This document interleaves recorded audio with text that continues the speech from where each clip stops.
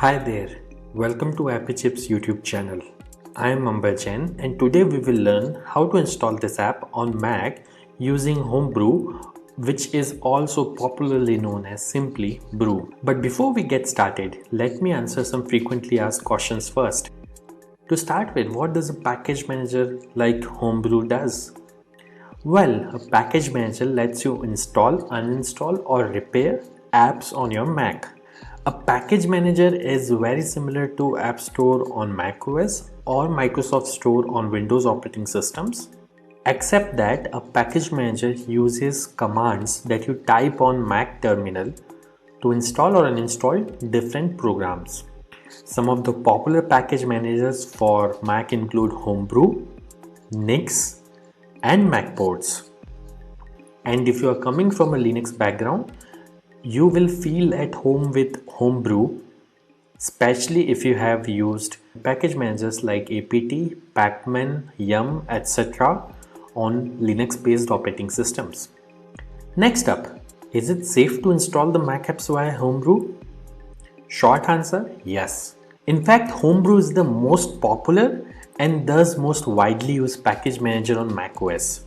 Moreover, Homebrew is a non-profit member of Software Freedom Conservancy Foundation, also known as SFC Foundation. Many other open source projects like Git, BusyBox, Samba, Wine are all part of this Software Freedom Conservancy organization. Also, you might be surprised to know that Homebrew is the most forked project on GitHub and it has the largest number of contributors on its GitHub repository. Many devs at organizations like Google, Apple, Dropbox, Stripe, etc. use Homebrew to set up different development environments on their MacBooks and iMacs. Next question. Can you use Homebrew to install programs on Apple Silicon or more popularly known as M1 MacBooks? Again, yes. Starting version 3.0 of Brew, Apple Silicon is now supported on Homebrew. In fact, Homebrew also supports programs that are at the moment only supported via Rosetta 2 on Apple Silicon. Now that I have answered your questions on safety and compatibility of Homebrew, let's get to the installation process. Before we can install anything using Brew, we need to install the package manager itself, that is Homebrew, on your Mac.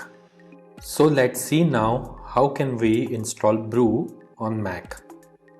Let me open my Mac here. First, you need to press Command and space on your keyboard. This will open Spotlight Search on your Mac. And then you have to type terminal.app.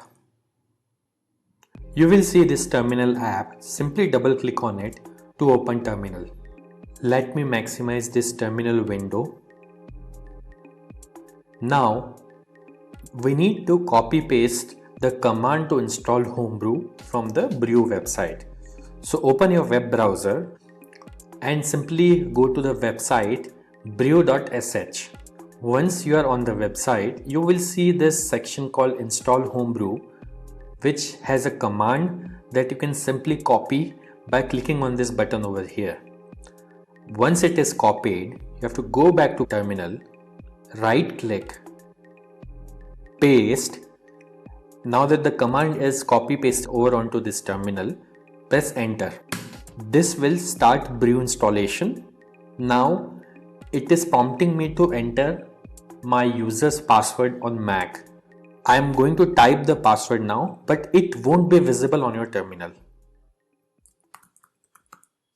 Once you have entered the password, simply press enter, and if the password is correct, the script will continue. Now it is saying press return to continue the installation.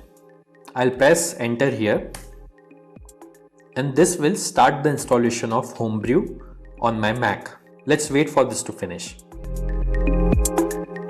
As this message here says, installation successful. So that's it. Brew is successfully installed on your Mac now. Now before we proceed, I would like to highlight that Brew collects anonymous usage data via Google Analytics. As you can see on this page, if you want to opt out, you can simply run this command brew analytics off and press enter, which simply disables the anonymous usage data collection on your Mac. Now let's update the package database locally by pulling the metadata of the latest packages on a local map from the central Brew repository. This should typically take less than a minute to complete depending on your internet connection speed. To do so, simply type the command brew update and press enter. As you can see, my local Brew database is already up to date because I just installed Brew on my system. Now to install the app, let's run the brew install command. Mind you, if during installation, if you're prompted to enter a password, enter your Mac user's password to continue.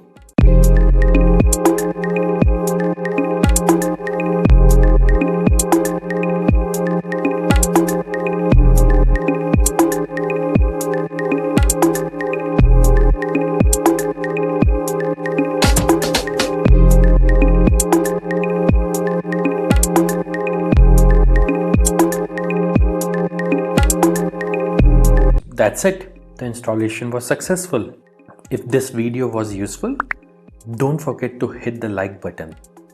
And if you faced any problems during the installation in this video, please leave a comment below and somebody from AppleChip team will reply back to you. If in future any app installed using Brew stops working, then you can simply reinstall it using the command brew space reinstall space the name of the program.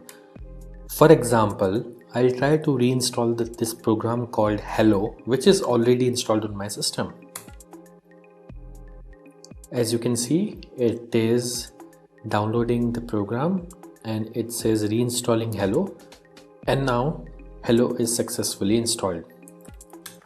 And if you want to uninstall any app installed using Brew, simply run brew space uninstall space the name of the program. In this case, I will try to uninstall the program Hello, which is already installed on my system. As you can see, within a few seconds, it says the program is successfully uninstalled. Also, over time, Brew might end up consuming disk space on your Mac as it keeps installers of the programs that you had installed on your hard disk in a cache directory. So you can use the brew space cleanup command once every 6 to 12 months to free up some space on your Mac. This command removes app installers and older versions of the packages only. It would not uninstall any of the apps that you have installed. As you can see, Brew cleanup was successfully run on my system. So do subscribe to our channel as we have tutorials for installation of over 9,000 programs on Mac, which will come handy. If you need to install other apps on Mac in future, chances are that we have got it covered already.